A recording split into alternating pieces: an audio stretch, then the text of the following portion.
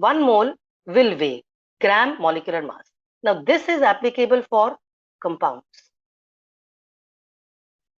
Compounds of what type? Compounds क्या होता है? इसका एक्चुअली मतलब हो जाता है 1 मोल वाटर अगर हो तो it is equal to 18 grams, 1 mole CO2 अगर हो तो it is equal to 44 grams, 1 mole ammonia, ammonia is NH3 तो ये हो जाएगा 17 ग्राम्स. तो ये सारा 1 मोल ऑफ वाटर इज इतना grams, 1 mole of CO2 will be atomic mass in grams, 1 mole of ammonia will be 17 grams. Is this much fine? Coming to element, जरूरी थोड़ी हमेशा क्वेश्चन में मॉलिक्यूल्स ही होंगे, कंपाउंड्स ही होंगे, एलिमेंट्स भी तो हो सकते हैं. Then 1 mole weighs gram atomic mass. This is applicable for elements. Example देखो एलिमेंट्स के लिए. इफ आई से कार्बन तो 12 ग्राम्स, 14 वाला बेटा आइसोटोप है. 1 मोल ऑफ सोडियम की बात करें 23 ग्राम्स, 1 मोल ऑफ सिल्वर की बात करूं 108 ग्राम, 1 मोल ऑफ मैग्नीशियम की बात करूं 24. Of course, atomic masses would be provided to you जब भी कोई question होगा, as done in the last class. Carbon, hydrogen, nitrogen, and oxygen. मालूम होना चाहिए. So 1 mole of all these elements, you know, will weigh how much. Fine. आगे बढ़ते हैं. Can I move ahead? No, we are moving ahead. Okay. Contains Avogadro's number. That is 6.022 10 to the power 23 क्या? Atoms, molecules, ions. कुछ भी हो सकता है ना. तो 1 मोल कितने कंटेन करता है, क्या वे करता है, यहां तक तो हमने कर लिया. बची आखिरी चीज, ऑक्यूपाई कितनी प्लेस करता है. अब ये ऑक्यूपाइज वाली बात ना is only applicable for gases. पहली बात, 1 mole occupies 22.4 liters of space for a gas. ये इंपॉर्टेंट बात है.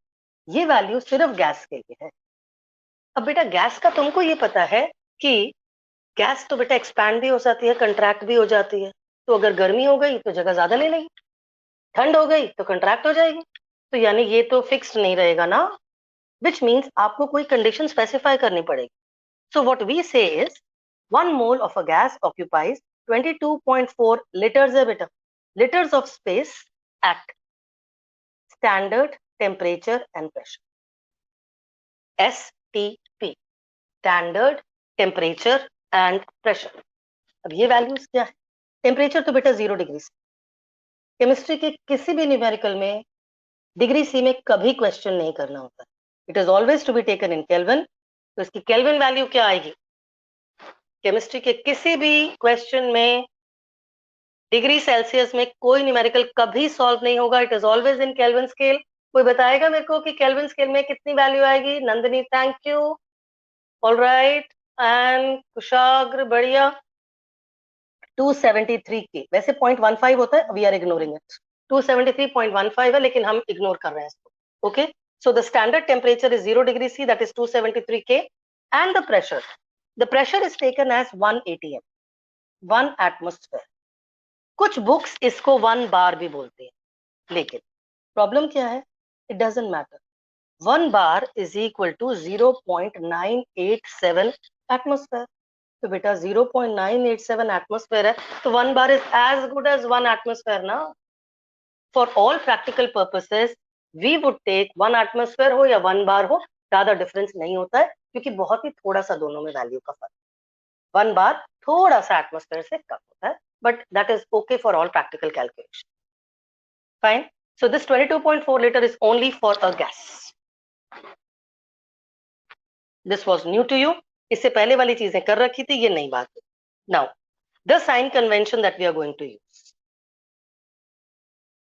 for all numericals now onwards, the sign convention that we are going to use is number of moles के लिए it is small n, mass is W, and it should always be taken in grams for all calculation. ये generally या तो दिया होगा या पूछा होगा, कितना मास है, कितना वेट है, जिस भी चीज के बारे में हम तोल रहे होंगे तो ये क्वेश्चन रिलेटेड होगा. This will not be constant, ये वैल्यू दिया हुआ होगा. Capital M refers to molar mass. अब ये मोलर मास कंपाउंड का भी हो सकता है और एलिमेंट का भी हो सकता है. दिस इज कांस्टेंट, ये तो फिक्स्ड है, निकाल ही लोगे ना. Capital N is the number of identities. Identities का मतलब एटम हो सकते हैं, मॉलिक्यूल हो सकते हैं, आयंस हो सकते हैं, क्योंकि हम केमिस्ट्री की बात कर रहे हैं.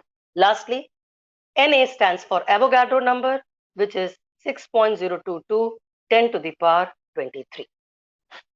ये साइन कन्वेंशन हमें अगले फॉर्मूलाज लिखने में काम में आएगी, इसीलिए you should know small n is always number of moles. I repeat, W is for the weight given या mass given. Weight and mass for chemistry is okay. Physics में चेंजेस होते हैं, केमिस्ट्री के लिए मास है जो आप तोलते हैं. Capital M is always for molar mass.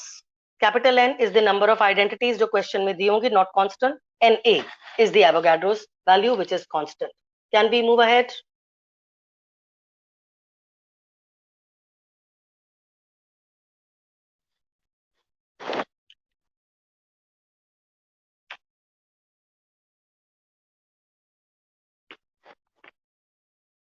I am moving ahead. एक बात तय हो गई बेटा कि mole can be related to mass of molecule, mole can be related to mass of element. तो mole is related to mass, mole is also related to number, and it is related to volume. यानी कम से कम भी 3 formula तो होंगे, एक मोल related to मास, एक मोल related to number और एक मोल रिलेटेड टू वॉल्यूम, और इनके आपस में भी रिलेशन हो जाएंगे. So the formulas that we normally use for all practical purposes are what we are going to do now. Formula 1 for mole concept, number of moles versus mass. The first formula is moles related to the mass of the given substance. So you have number of moles can be calculated by taking the given mass, वो compound का हो या element का हो, जिसमें का भी हो, in grams please, divided by gram atomic मास हो सकता है अगर एलिमेंट है, या फिर ग्राम मॉलिक्यूलर मास हो सकता है अगर कंपाउंड है. That is the first formula that we require, and we can write it as number of moles is equal to W by M is formula number 1, given weight by molecular mass. Capital M can be GAM as well as GMM. This we will be using directly for numericals. Coming to formula number 2. Formula number 2 is number of moles versus number of identities. Number of identities मतलब क्या number है? The relationship that we have for this is again number of moles is equal to given number of atoms या molecules, जो भी, ये तो given होगा, divided by the Avogadro's number. इसको कन्वेंशन में लिखने के लिए number of moles is equal to the given number which will vary upon Na, or number of moles is equal to the given number upon 6.022 10 to the power 23. Done? No units for number of moles, वो तो number ही है ना बेटा. Coming to formula number 3 now. Everybody focus. Coming to formula number 3. Everybody focus. Formula number 3 ना कुछ नया नहीं device कर रही हूं मैं क्या करने वाली हूँ, फॉर्मूला नंबर 3 के लिए फॉर्मूला नंबर 1 और 2 को रिलेट कर दूं. कैसे? फॉर्मूला नंबर 1 में लेफ्ट हैंड साइड में n है, फॉर्मूला नंबर 2 में भी लेफ्ट हैंड साइड में n है, यानी फॉर्मूला नंबर 1 और नंबर 2 का लेफ्ट हैंड साइड सेम है, तो राइट हैंड साइड भी तो सेम होगा.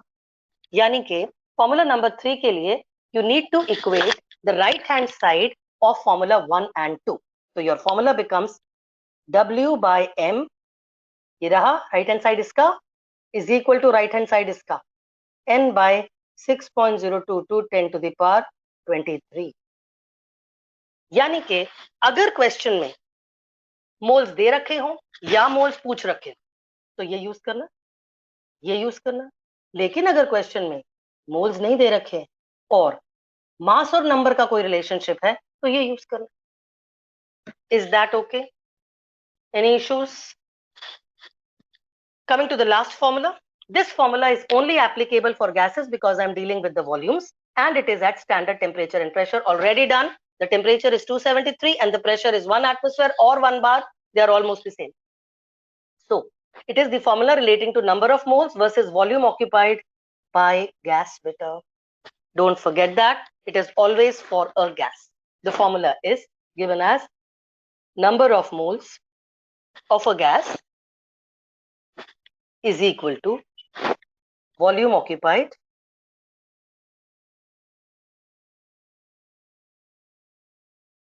this volume occupied should be always in liters क्योंकि नीचे भी तो liters है upon 22.4 liters यानी the formula becomes N is equal to the volume occupied, please take it in liters, upon 22.4 liters is your formula. That is formula number 4. अब ये formulas 4 use करके हमको न्यूमेरिकल्स स्टार्ट करने हैं.